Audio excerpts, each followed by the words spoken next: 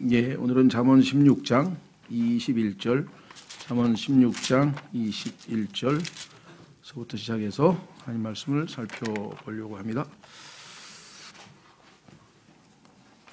예, 잠언 16장 21절, 명철이 있는 자에게는, 죄송합니다. 21절부터죠. 마음이 지혜로운 자는 분별 있는 자라 불릴 것이며 달콤한 입술은 학식을 더하느니라. 자, 마음이 지혜로운 자를 분별 있는 자다, 신중한 자다, 뭐 이렇게 부르는 것은 뭐 우리가 충분히 이해가 되는 말씀이죠. 예. 그래서 성경에서 지금 잠언에서 가장 많이 다루고 있는 것이 지혜에 관한 것이기 때문에 계속 이 주제가 반복되어 나옵니다. 그래서 우리의 지혜 대신 예수 그리스도께서 지혜의 말씀들을 이 잠언에다가 집중적으로 이렇게 많이 기록을 해 놓았기 때문에 우리가 여러 번에 걸쳐서 반복해서 지혜와 관련된 말씀을 다루고 있죠. 예, 그래서 세 가지 이 용어가 잠언에 많이 나오는데 그 세 가지는 지식, 보통 우리가 knowledge라고 하죠. 지식. 그 다음에 여기서 나와 있는 wisdom이라고 하는 지혜. 그 다음에 깨달음이라고도 나오고 또 명철. 우리 성경에는 명철이라고 해서 좀 한문으로 썼는데요. 깨달음 또 명철이라고 하는 understanding, 이렇게 해서 세 가지가 나오는데 굳이 정의를 좀 내려보면 지식은 우리가 얻는 정보입니다. 이것이 맞는구나, 이것이 옳구나라고 하는 지식을 우리가 정보로서 얻죠. 그래서 많은 지식을 얻으면 그 지식을 지혜롭게 잘 적용해야 됩니다. 그러니까 적절하게 잘 사용해서 그 지식으로 하여금 많은 사람들에게 유익을 가져다 주고 하나님께 영광을 돌리는 그러한 실제적인 운용이죠. 지식을 잘 활용할 수 있는 능력, 그것이 지혜입니다. 그러니까 지식만 많다고 해서 잘 되는 일은 아니죠. 지식 가지고는 잘못 운용을 하면, 잘못 활용을 하면 엉뚱한 일이 벌어지고, 또 지식이 많다고 그 사람이 지혜까지 있느냐, 그렇지는 않습니다. 굳이 예를 들자면 우리 정주영 그 현대 옛날에 회장이었던 분은 지혜는 많으신 분이죠. 보통 똑똑하신 분이 아닌데, 그러나 그 사람이 지식이 많은 분이냐? 그럼 그렇지는 않습니다. 무슨 경제에 관한 것부터 시작해서 뭐 학력도 짧고 요즘 말로 뭐 가방끈도 짧고, 그러니까 지식은 별로 없지만 지식이 있는 사람들을 활용해서 데려다가 적재적소에 배치해서 그 사람들을 통해서 큰 일을 이루시는 분이기 때문에 지혜로 치자면 세상의 어느 박사들 못지않게 지혜로우신 분이죠. 그렇죠? 그래서 지혜가 더 중요한 거죠. 지식만 가지고는, 그걸 가지고는 그냥 알고 있다는 사실 뿐이지 그것이 뭔가를 해내지는 못한다는 것이죠. 예. 그래서 지혜로운 사람이 이제 하나님의 뜻을 이루어 가는데, 문제는 어디에 있느냐? 이 지식과 지혜가 쌓여서 뭔가를 이루었을 때 그것이 하나님과 어떠한 관계가 있느냐? 내가 지식과 지혜를 활용해서 엄청나게 큰 일을 이루었는데, 뭐 예를 들면 뭐 스티브 잡스 같은 사람도 엄청나게 지혜를 동원해서, 지식을 동원해서 정말 이 무슨 아이폰인지 뭔지를 만들어서 막 전 세계를 거의 뒤집어 놨죠. 예. 그다음에 뭐 무슨 아마존이라는 그 전자 무슨 이 유통업체를 만들어 가지고 막 전 세계를 그냥 또 혁신으로 이끌어가고, 뭐 요즘도 보면 뭐 지식과 지혜를 총동원해서 뭐 엄청난 일들을 이루는 사람이 지금 세고 셌습니다. 더군다나 지금 이 창의력을 이렇게 높이고 뭐 스타트업을 포함해서 모든 것이 하여간 독창적이고 창의력을 하는 사람들은 지식과 지혜가 출중한 사람들이죠. 예. 그 중에서도 이제 지혜가 출중한 사람은 그 지식을 잘 활용해서 성과를 내는 사람이고, 지식만 가지고 있던 사람은 그냥 그걸로 그냥 묻혀버리는 경우도 많은데, 문제는 이것이 결국 인간의 존재 목적인 하나님께 영광을 돌릴 것이냐, 하나님과의 관계에 있어서는 이것이 어떤 관계에 있는지를 understanding, 명철을 가지고 깨닫지 못하면 아무짝에도 소용없는 것이 된다.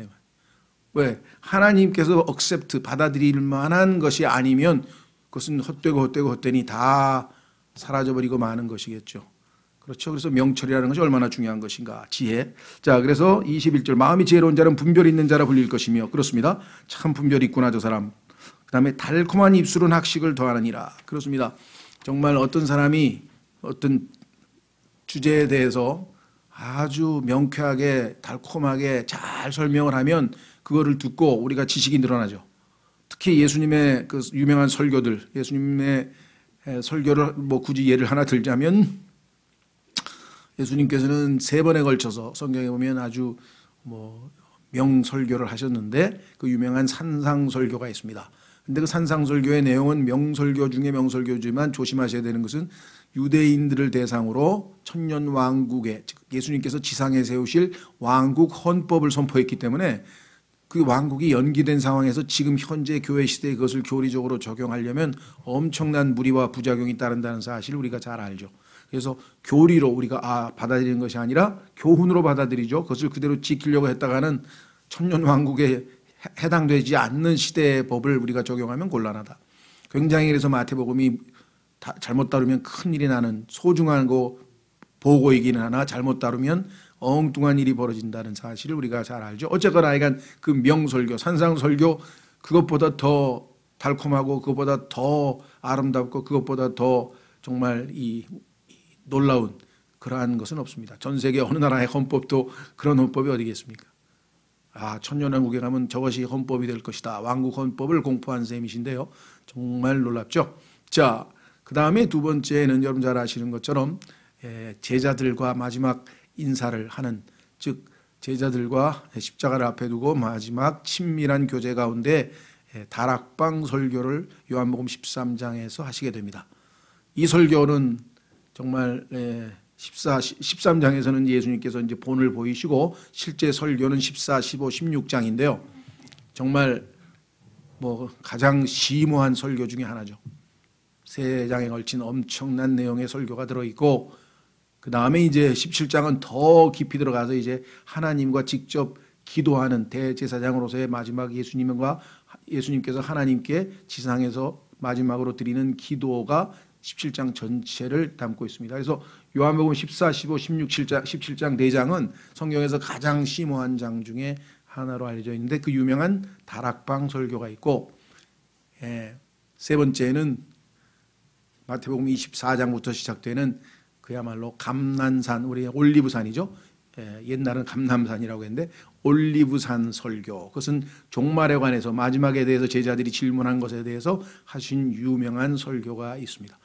이 설교를 들으면 너희가 진리가 너희를 자유케 하리라는 말씀대로 정말 자유함이 있고 진리가 확 빛이 비치면서 모든 게 어둠이 사라져버리고 그 달콤함을 그분의 입술에서 나오는 달콤함, 하나님께서 그분에게 주신 학자의 혀로 말미암아 들려오는 그 음성에서 우리는 정말 많은 러닝, 여기 보면 학식을 더한다라고 성경에 써 있죠. 그렇습니다. 그래서 정말 진정한 지식은, 참 지식은 주님의 입술에서 나오는 것이고 하나님의 말씀을 전하는 사람들의 입술에서 나온다.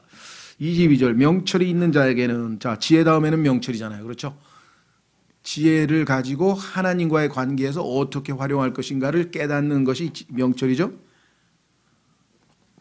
그것이 생명의 원천이 되거니와. 그렇습니다. 복음을 깨달으면 예수님이 십자가에서 죽으셨는데 그게 나하고 무슨 상관인가 라는 것을 understanding, 깨달으면 당연히 그분을 나의 구원자로 받아들이고 그분을 섬기겠다고, 그분을 따르겠다고 결단을 내리게 될 것 아니겠습니까? 그렇죠? 그래서 깨닫는 자, 이것이 얼마나 중요한 것인가. 그래서 성경에서 보면은 예수님이 질문하잖아요. 제자들에게 마지막 순간에 깨달았느냐? 내가 너에게 이야기한 것, 내가 너에게 말한 것들을 깨달았느냐?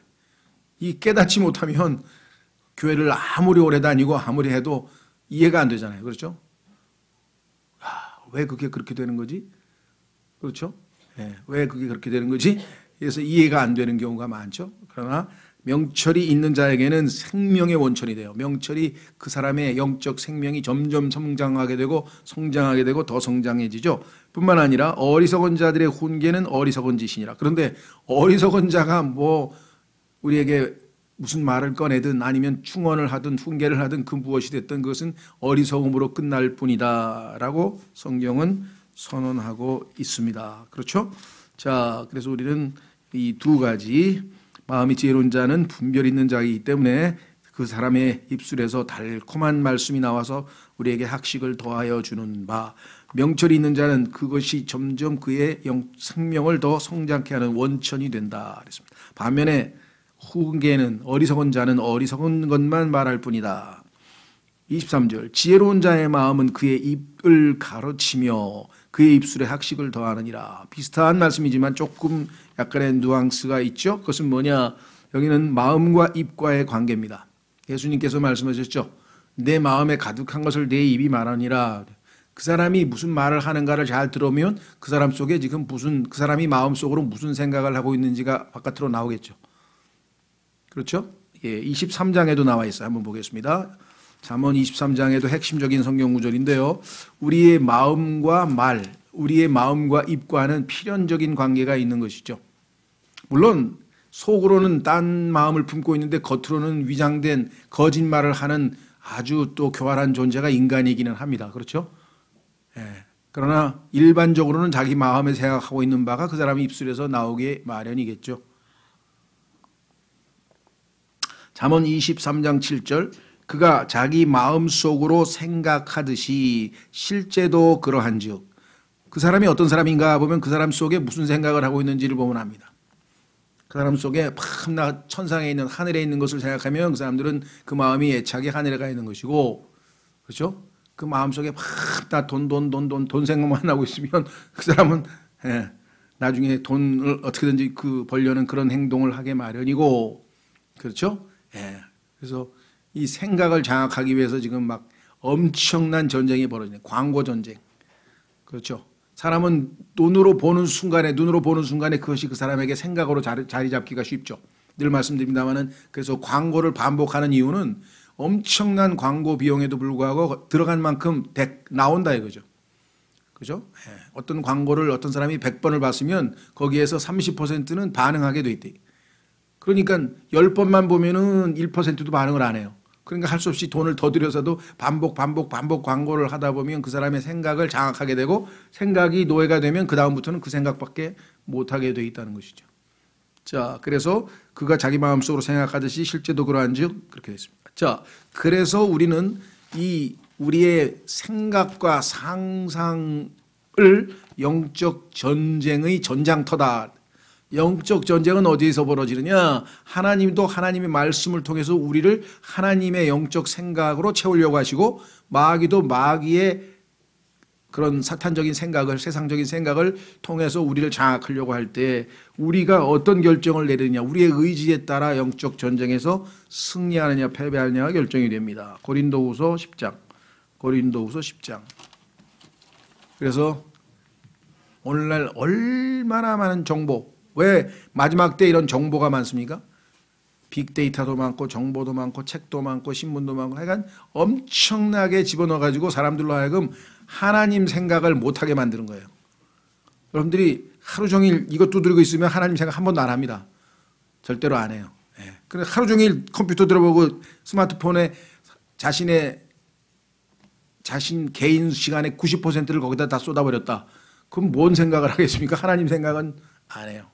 그 다음에 나머지 10%도 백화점에 갔는데 백화점에는 특징이 뭐냐? 창문이 없어요. 아니면 커튼으로 다 가려놨어요. 왜? 바깥을 보면 나무가 보이잖아. 하나님이 만드신 걸 보면 생각이 흐트러져. 인간이 만든 것만 사야 돼. 그게 의도적으로 그렇게 설계를 합니다. 그 미국의 유명한 요즘에도 있는지 모르겠어요. 그 Sears라고 하는 세계적인 백화점 체인이 있는데 미국에서 제일 유명한 Sears 백화점을 처음에 설계할 때 창문 없는 건물을 만들었어요. 왜? 바깥을 보면 인간이 만든 그 물건에 집중이 안 돼요. 그 얘기를 누가 했냐면 유명한 에피소드 1화가 있어요. 그것은 빅 몽드리앙이라고 하는 세계적인 입체파 아주 화가가 있는데 그 세계적인 화가가 뉴욕에 있는 자기 그 스튜디오 아틀리에라 그러나요? 그림 그리는 작업장에서 그림을 그리는데 창문으로 보니까 아름다운 그 나무들이 무슨 나무인지 모르겠는데 하여간 이 쫙 가로수가 있는 것을 보면서 갑자기 주일학교 때 다닐 때 창세기가 떠오른 거야. 창세기가 떠오르니까 하나님 생각이 났고 하나님 생각이 나니까 짜증이 났어. 왜? 자기는 무신론자인데 왜 내가 지금 하나님을 생각해야 되나? 하나님이 없다고 내 마음대로 살고 있는데 갑자기 하나님 생각이 나니까 갑자기 지옥 생각도 나고 이게 짜증이 난 거야. 그래서 이런 멍청한 건축가 같은 놈들. 창문 하나 없는 건물도 못 만들어 이런 하고 한마디 내뱉었어요. 승질이 나서. 옆에 있던 기자가 이런 명언이 다 있나 그걸 또 받아 적어가지고 기사를 썼어. 빅 몽드리앙이 그러는데 왜 건축가들은 창문 없는 건물도 못 만드냐. 그랬더니 거기에서 영감을 받은 사람이 진짜 창문 없는 영감을 만들었는데 누구를 위해서 만들었냐? 뻔하죠. 백화점 주인을 위해서 만들어줬어요. 그때부터 매출이 그냥 올라가는 거예요. 왜? 딴 생각을 못하니까 인간이 만든 물건에 집중하게 만들었어요. 오늘날은 뭐예요? 인터넷 뭐 무슨 하여간 뭐 사람이 만든 정보로 머릿속을 꽉꽉 채웠으니까 무슨 영적인 얘기나 하나님 얘기가 나오려면 사람들이 거기에 용량이 지금 오버돼 있어. 그래서 옛날에는 전도지를 주면요 그냥 받아는 가. 여기는 받지도 않아. 왜? 관심이 아예 없어. 하나님에서 히읗조리만 나오려고 그래도 필요 없다 그러고. 지금 아주 그냥 극도로 지금 다양했거든요. 근데 정보가 지금 점점 더 늘어나 이제. 그럼 어떻게 되냐 이게. 인간의 머릿속에서 하나님을 싹 지원해버릴 수 있는 게 바로 이런 소위 말하면 지식혁명이에요. 그래서 마지막 때가 되면 사람들이 하나님으로부터 따는 방법이 뭐냐. 지식이 어마어마하게 늘어날 것이라고 성경에 다니엘서에 예언을 해놓은 것이죠. 그래서 우리는 어떻게 하느냐. 고린도후서 10장 4절 우리의 전쟁 무기는 여기에 전쟁 역적 전쟁은 여기서 벌어지는 거예요. 여러분들이 건전한 책을 보느냐 그렇지 않은 것을 보느냐 어떤 정보가 여러분의 머릿속으로 들어가서 어떤 생각이 여러분의 머릿속에 고착되느냐에 따라서 자 그리스도를 대적하는 생각과 상상은 싸그리 포로로 잡으라 그랬어요. 보세요. 우리의 전쟁 무기는 육신에 속하지 아니하고 하나님을 통해 강한 요새들도 무너뜨리리라. 우리는 상상하는 것과 뭐 영화 예술 뭐 모든 게 다 픽션입니다. 다 상상입니다. 리얼리티 현실이 아니에요. 다 상상이에요. 상상하는 것과 또 하나님을 아는 것을 대적하여 스스로를 높이는 모든 높은 것을 무너뜨리고 어떻게 돼요? 모든 생각을 사로잡아 그리스도께 순종하게 하며 생각을 사로잡아서 그리스도께로 다 넘기고 하나님의 건전한 생각을 받아들이기 전에는 영적 전쟁에서 승리할 수 없다. 그러기 위해서 우리는 부지런히 시간을 더 들여서 성경을 읽고 영적인 책을 읽고 하나님 말씀을 듣고 해서 우리의 생각이 영적인 것으로 생각할 수 있도록. 그래서 로마서 8장 6절에 영적인 것을 생각하는 것이 성령의 생각이고 육신적인 생각이 세상적인 생각이고 거기에서 승리냐 패배냐 결정이 된다. 자, 그래서 잠언 16장에서 17절로 갑니다. 지혜로운 자의 마음은 그의 입을 가르치며 그의 입술에 학식을 더하느니라. 그렇습니다. 24절 즐거운 말들은 벌집 같아서 혼에게 달고 뼈에 건강을 주느니라. 그렇습니다. 요즘에 뭐 정신과 치료에서도 이 말씀에 근거해서 그 원칙을 그대로 활용을 하죠. 그렇죠? 네, 그래서 어떤 사람에게 들으면서 이때 플레전트 즐겁다는 얘기는 뭐 그냥 억지로 이렇게 재밌게 만든다는 얘기가 아니라 그 사람의 마음을 편안하고 즐겁게 해줄 수 있는 그러한 내용을 들려주면 그 사람이 어떻게 됩니까? 마음의 괴로움이 사라지면서 편안해지면서 혼에게 달고 그뿐 아니라 뭐예요? 스트레스가 사라지고 마음이 편안해지면 당연히 뼈의 건강이 다시 말해서 육체적인 건강이 이루어져요. 오늘날 우리의 속사람과 겉사람은 밀접하게 연관이 돼 있어서 그렇죠? 그래서 이거를 현대의학에서는 뭐라 그랬어요? 이런 거죠. 내가 음식을 잘못 먹어서 소화가 안 된다. 음식을 과식을 해서 소화가 안 된다. 이거는 뭐 당연히 육체적인 현상인데 적절하게 잘 먹었어요. 맛있게. 그러면 소화가 당연히 잘 돼야 되는데 소화가 안 돼. 왜 그럴까요? 갑자기 친구가 죽었다는 소식을 들었는데 슬픔이 몰려와서 내 스트레스가 그냥 스트레스 지수가 쫙 올라가더니 소화가 안 되고 그냥 막 두통이 오고 막 괴로운 거예요. 그러니까 정신적인 어떤 것들이 인간의 육체에 영향을 끼치게 되죠.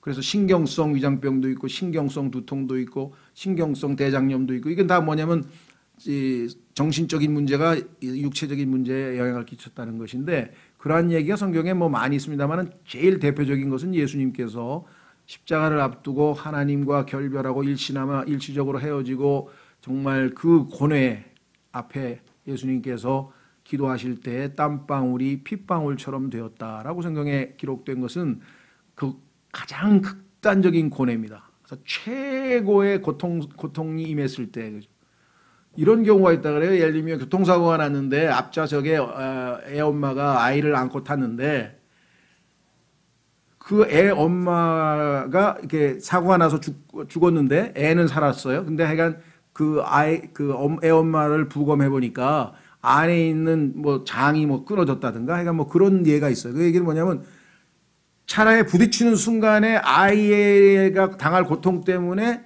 어머니가 그 순간에 너무나 극심한 고통을 받아서 안에서 내장이 파열되고 뭐 하여간 이렇게 장이 끊어지고 하는 현상이 벌어져요. 그런 얘기는 우리 뭐 많잖아요. 애간장이 탄다는 얘기도 있고요. 그래서 성경에 보면 우리의 이 속사람 겉사람은 항상 밀접하게 연관이 되어 있습니다.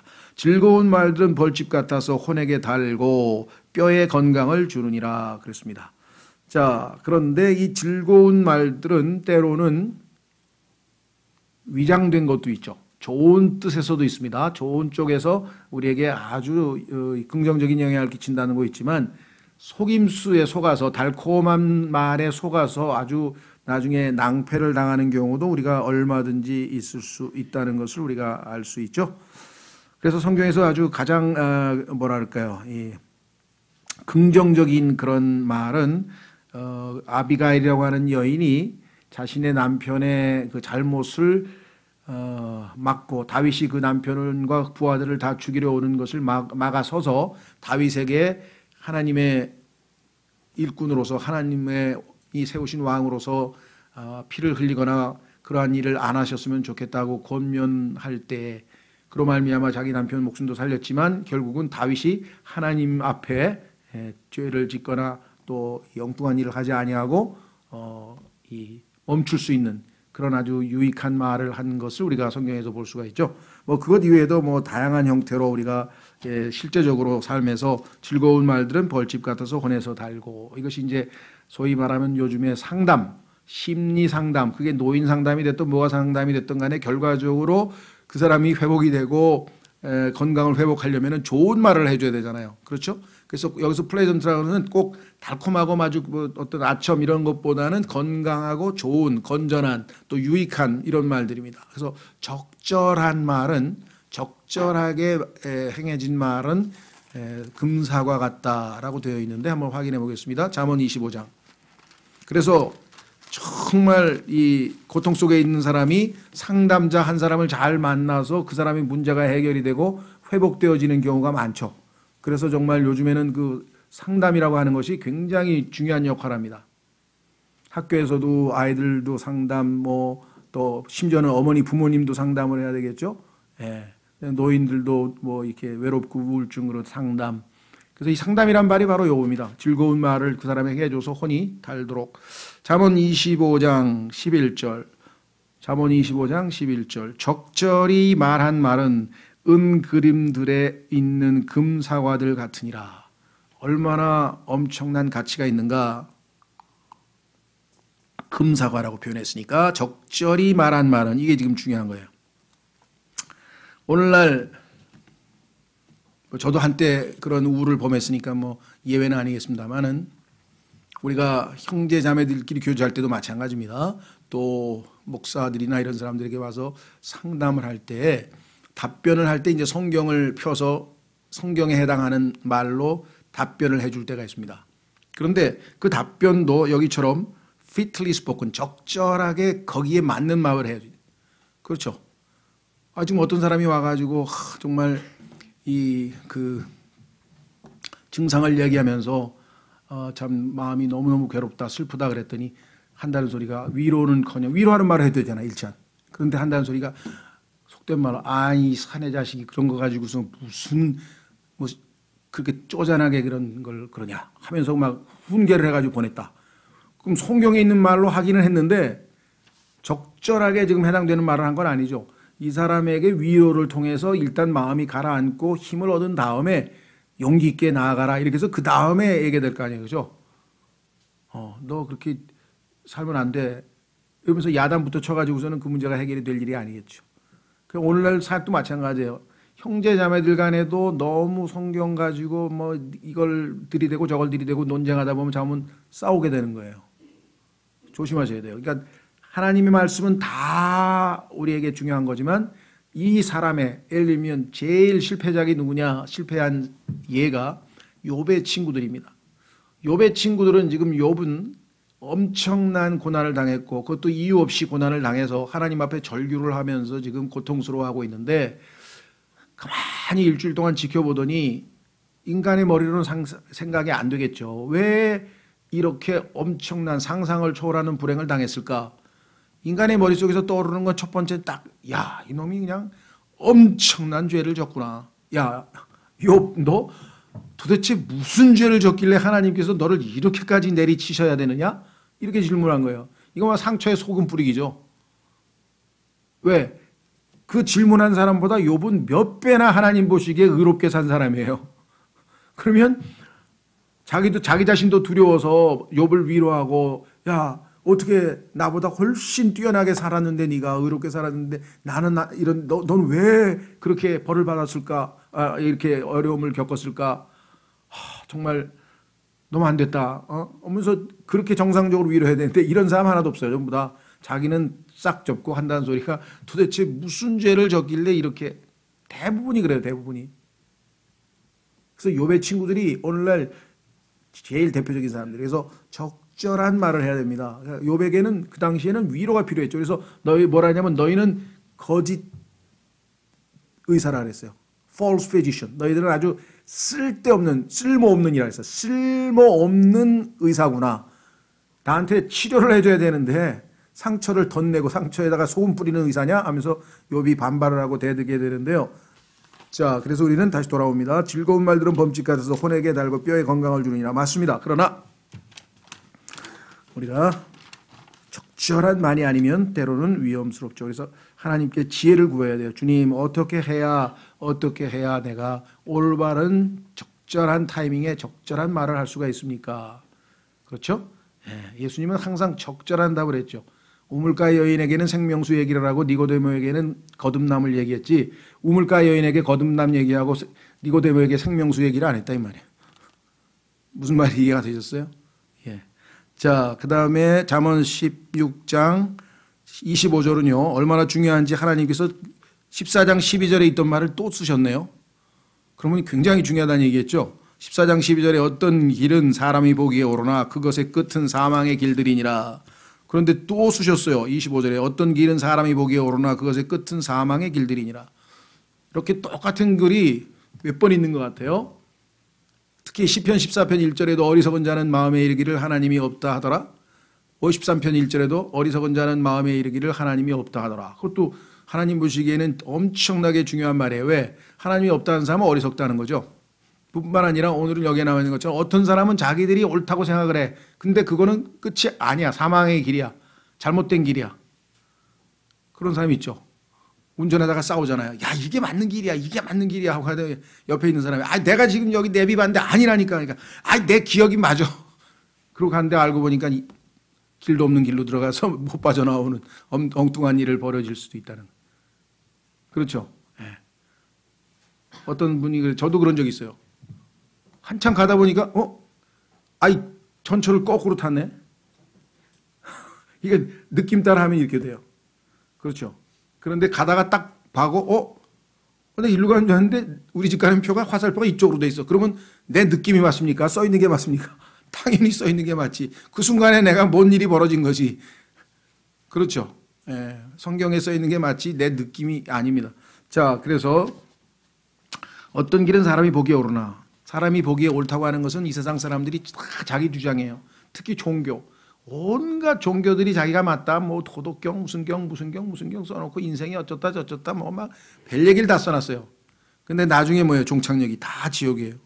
사망의 길들이에요. 생명이신 예수님을 만나야 되는데 생명도 없는 껍데기 종교, 도덕, 타락, 사상, 무슨 논쟁 이런 것만 하고 있었던 것이.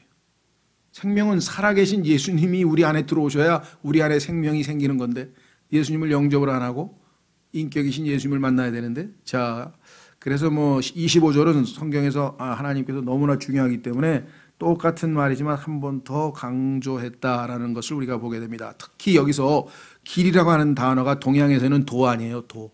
There is a way. 길도자 아니에요. 도. 그래요? 우리 조상들은 막 도가 뭐냐 가지고 얼마나 싸웠습니까? 싸울 필요가 뭐가 있어요? 도이신 분이, 내가 곧 길이라 그러신 분이 살아 계셨는데 그분을 만나면 되는 거지. 그분을 따라가면 되는 거지. 그렇죠? 예. 저는 깜짝 놀랐어요. 이게 도구나. 예수님이 한문으로 얘기하면 내가 곧 기료가 내가 곧 도라고 얘기하신 거구나. 그럼 모든 사람이 입 다물고 도이신 예수님을 만나면 되지 뭘 또 도를 찾아서 도가 뭐냐고 논쟁을 하고 왜 쓸데없는 짓을 하는지 모르겠네. 자, 다시 돌아오셔서 26절. 수고하는 자는 자기를 위하여 수고하나니 그의 입이 그것을 그에게 요구하느니라. 그렇습니다. 요즘 현대판으로 현대 버전으로 얘기하면 다 먹고 살려고 이러는 거야. 내가 왜 죽어라고 일합니까? 먹고 살려고 하는 거지. 내 입이 그걸 요구하잖아요. 왜? 일을 안 하면 돈이 안 들어오잖아요. 뭘 먹고 사냐고. 그러니까 죽어라고 일을 하는 거지. 그렇죠. 사람들 보면 정말 어떻게 달인이 될 정도로 그냥 막 뭘 하는 사람도 있어요. 뭐 음식 만들 때도 보면 그냥 뭐 완전히 뭐 거의 이거 뭐 기계보다도 더 정확하게 하죠. 그런 걸 딱 보면서 이러고 있어요. 그게 뭐예요? 한마디로 얘기하면은 얼만큼 많이 반복을 했으면 근데 왜 그렇게 힘들게 열심히 삽니까? 입이 그걸 요구한다니까. 또 먹으려면 열심히 일해 그랬죠. 그래서 데살로니가 후서 3장 우리가 신약에서도 그 얘기가 나오죠. 네. 우리가 열심히 일을 해서 먹어야 정상적인 생활을 할 수 있다. 그래서 오늘날 기계 문명, 로봇, 뭐 이게 생산성을 높이는데 나쁠 건 없습니다. 제가 그걸 반대하는 건 아닙니다. 생산성을 높이는 데는 뭐 로봇도 필요하고 뭐 다양하게 필요한데 로봇고 뭐고 다 맡겨놓고 앉아서 빙빙 놀고만 앉았다. 이러면 인간이 불행해지는 거예요. 왜냐하면 하나님께서는 일을 해야 된다 그랬고 그 일을 하려면 땀을 흘려야 되는데 땀이 몸에서 흐르지 않아서 독소가 안 빠져나가면 일찍 다 현대 병 걸려서 다 죽습니다. 그래서 땀 안 흘려서 죽는다 그랬더니 땀 흘리는 운동한다고 또 막 피트니스 센터에 가가지고 죽어라고 뛰는데 그때는 또 독소가 안 나와요.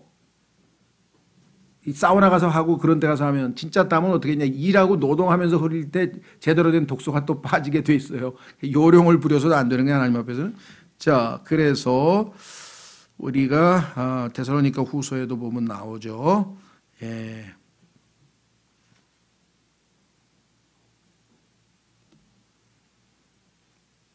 자, 12절. 이제 그러한 자들에게 우리 주 예수 그리스도를 힘입어 우리가 명령하여 권면하노니 그들은 조용히 일하고 자기 빵을 먹을지니라. 이렇게 하면서 우리가 여기 노동, 수고 이것은 당연히 한다. 그래서 이 16장 26절은 기독교 윤리, 기독교 노동 윤리를 연구하는 사람들의 토대가 되는 말씀입니다. 자, 그 다음에 27절서부터 30절까지는 뭉뚱그려서 한마디로 하면 죄송합니다. 나쁜 놈들의 모습이에요. 나쁜 놈들. 30절서부터 33절까지는 31절서부터 33절까지는 또 올바른 사람들에 대한 얘기인데 하여간 그거 시간이 되면 하고 아니면 26절에서 30절까지를 같이 읽겠습니다. 그러니까 한꺼번에 읽겠습니다. 거기에 줄을 쳐보세요. 첫 번째는 누구냐? 경건치 아니한 자, 나쁜 사람이죠. 이런 사람은 악을 캐내나니 블랙메일이라 그러죠. 아주 그냥 그 뭐 나쁜 소식만 어떻게 뒤를 캐가지고 뒤를 캐는 사람들 있죠. 그런 거 캐러 다니는 게 나쁜 사람. 다른 사람의 잘못된 것 이런 거 찾아가지고 그 다음에 뭐예요? 수군거리는 아니지 어디야. 그의 입이 그것을 아니야. 27절. 그의 입술에는 타오르는 불 같은 것이 있느니라. 야고보서에 보면은요 혀는 지옥의 불이라 그랬어요. 혀는 지옥의 불. 그렇죠. 이 혀로 얼마나 많은 사람들을 지옥불로 던졌는지도 몰라요. 자, 그 다음에 두 번째 보세요. 아까는 경건치 아니한 자, 두 번째는 비뚤어진 자, 28절. 비뚤어진 자, 똑바르지 아니하고 마음이 비뚤어진 자 어떻게 합니까? 다툼을 뿌리며. 그 다음에 세 번째는 나쁜 사람의, 못된 사람의 세 번째 하나님이 정해놓은 거는 수군거리는 자. 수군거리에서 중요한 친구들을 갈라놓는 거예요. 하나님께서 잠언 6장에 보니까 하나님이 아주 미워하는 게 있는데 그 중에 하나가 형제들 사이를 불화를 일으키는 사람이. 여기 가서 쏘군, 저기 가서 쏘군. 그렇죠. 누군가가 나에게 와서 쏘곤쏘곤했다. 신뢰하면 안 돼요. 왜? 그 사람은 나에 대해서 다른 사람에게 가서 또 쏘곤쏘곤 할 거거든. 그러니까 적당하게 듣고 적당한 선에서 멈춰야죠. 지혜롭게. 그 다음에 29절 네 번째 난폭한 사람. 그러니까 지금 네 종류가 나왔네요. 경건치 아니한 자, 비뚤어진 자, 수근거리는 자, 난폭한 사람. 이 사람들이 네 사람인데 난폭한 사람은 어떤 특징이냐. 자기 이웃을 꾀어 좋지 않은 길로 인도하나니. 난폭한 사람은요, 결과가 난폭한 것이고요. 실제적으로 남을 꾀일 때는요, 그럴싸한 좋은 말로 꾀죠. 그렇죠? 물론 어깨에다 힘주고 이렇게 폭력적인 어떤 위협을 가하기도 하지만요. 자, 그래서 난폭한 사람은 자기 이웃을 꾀어 누군가를 이렇게 잘 유혹할 때에는 그럴싸하게 포장을 해서 유혹을 하지 막 자기를 실체를 다 드러내고 하지는 않죠. 그다음에 좋지 않은 길로 인도하나니. 좋은 길이 아니라 잘못된 길로 인도해서 끌고 가서 나중에 그 사람을 폭력으로 제압을 해버리는 경우겠죠. 그 사람은 어떤 짓을 하느냐 나와 있죠. 그는 비뚤어진 일들을 꾀하려고, 비뚤어진 일, 똑바르지 않고 비뚤어진 일들을 꾀하려고 자기 눈을 감으며 자기 입술을 움직여 악을 이루느니라. 자, 우선 눈을 감는다. 눈을 감는 건 두 가지가 있겠죠. 자기가 구상한 아주 나쁜 사업, 예를 들면 요거를 요렇게 해서 요렇게 해서 요렇게 하면 내가 왕창 돈을 벌겠구나 하고 눈을 딱 감고 음미하는 거야. 아, 요게 이루어지면 좋겠구나 하고 그렇게 스스로 음미하면서 눈을 감고 자신의 계획에 환상 속에 빠진다는 뜻도 되고요. 두 번째는 뭐냐면요. 올바른 일, 다시 말해서 지금 자기가 입을 열어서 이야기를 하면 얼마든지 그거를 중단할 수 있는데 진실을 외면하는 거예요. 눈을 감는다는 얘기 아시죠? 눈 감아준다. 눈을 딱 감고 그냥 모른 척하고 넘어가는 거예요. 예, 지금 뭐 코롱제약에 무슨 바이오 무슨 뭐 하나가 지금 보니까 누군가가 공무원이 눈을 감았던지 누군가가 눈을 감았던 것 같아. 그래가지고 지금 이 생 난리가 나버렸죠. 10년 동안 그냥 뭐 셀 수 없이 많은 돈을 거기다 다 집어넣어놨는데 누군가가 눈을 한번 살짝 감는 바람에 이게 실체가 엉뚱한 일이 벌어져가지고 지금 뭐 우리나라 바이오 산업이 그냥 완전히 다 주저앉게 생겼어요. 이게 지금 뭐 그 회사 하나로 생긴 일이 아니라 국가 전체가 그것에 대해서 모든 걸 국가에서도 뭐 몇백억을 갖다가 지원을 했는데 10년 동안 그 돈이 문제가 아니라 돈을 회수한다고 치고 10년 동안 그게 엉뚱한 개발을 해서 아무 성과도 없었으니 완전 시간 낭비된 거 아니에요. 지금 현대사회에서 10년이나 엄청난 긴 기간이잖아요. 그렇죠. 하여간 보면은요. 눈을 감아서 공무원이 됐든 뭐 하여간 누가 됐든 누군가가 진실을 회피함으로 말미암아 일어난 일. 그는 비뚤어진 일들을 꾀하려고 자기 눈을 감으며. 그다음에 뭐예요? 입술을 움직여 악을 이루니라. 거짓말을 하든지 속임수를 하든지 아니면 뭐 아첨을 하든지 뭐 비방을 하든지 뭔 수를 써서 해간 입을 통해서 악을 이루는 사람들이 나와 있어요. 그래서 26절에 보면 27절부터 다시 정리합니다. 경건치 아니한 사람 악을 캐낸다. 나쁜 일만 다 캐내가지고 그것도 뭐 그냥 SNS에다가 뿌려가지고 막 하나 정보 하나당 얼마씩 돈 받는 사람도 있고 뭐 어디 찾아가가지고 정보 줄 테니까 돈 내라 그러는 사람도 있고 뒤를 캐는 사람도 있고 그다음에 아주 표현도 얼마나 정확해요. 악을 캐낸다 그랬잖아. 그다음에 그의 입술에는 타오르는 불 같은 것이 있느니라. 수없이 많은 사람들을 지옥불로 던져버리는 야고보서에 나오는 바로 혀는 지옥의 불이라 그랬죠. 그다음에 27절 비뚤어진 자는 다툼을 뿌리며 이 다툼 성경에 보니까 고린도전서 3장에 보니까요. 영적 어린아이의 첫 번째 특징이 뭐냐면 다툼과 분열이에요. 그죠? 교회 안에서 다툼과 분열. 누군가 하나 영적으로 성숙하면 다툼이 생길 리가 없지. 한 사람이 양보하면 되죠. 다툼을 뿌리며 수군거리는 자는 중요한 친구들을 갈라놓으니라. 그렇습니다. 중간에서 수군돼가지고 친구들 다 갈라놓고 불화를 일으키고 특히 교회 안에서 형제자매를 불화시키는 일은 엄청난 일이죠. 다시 한번 확인해 보겠습니다. 하나님께서 미워하는 짓이라고까지 성경에 딱 정확하게 지적을 해놨어요. 잠언 6장. 형제자매들의 불화를 일으킨다. 이거는 엄청나게 중요한 죄를 짓는 거죠. 잠언 6장 16절. 주께서 이 6가지를 미워하시며 참으로 7가지가 그분께 가증한 것이니 곧 고만한 눈빛과 거짓된 혀와 무죄한 피를 흘리는 손과 사악한 상상의 꾀를 꾸미는 마음과 신속히 해악으로 치닫는 발과 거짓들을 말하는 거짓 증인과 형제들 가운데 불화를 뿌리는 자니라. 형제들 가운데 서로 봉합을 하고 화해를 시키는 게 아니라 화의 대사로 뽑힌 사람이 불화를 일으키니까 이게 어찌된 일인지 모르겠습니다.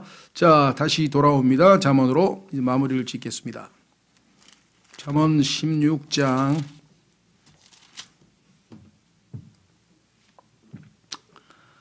29절. 남북한 사람은 자기 이웃을 꾀어 좋지 않은 길로 인도하다니 그는 비뚤어진 일들을 꾀하려고 자기 눈을 감으며 자기 입술을 움직여 악을 이루느니라 그랬습니다. 뭐 다음 시간에 자세하게 하겠습니다만은 그 선한 사람은 어떤 사람인가 보세요. 흰 머리를 의에 기려서 얻으면 그것은 영광의 관이 되느니라. 동양에서는 머리 흰 노인들, 그렇죠. 예, 나중에 한번 보겠습니다만 조심하십시오. 의의 길에서 얻으면입니다.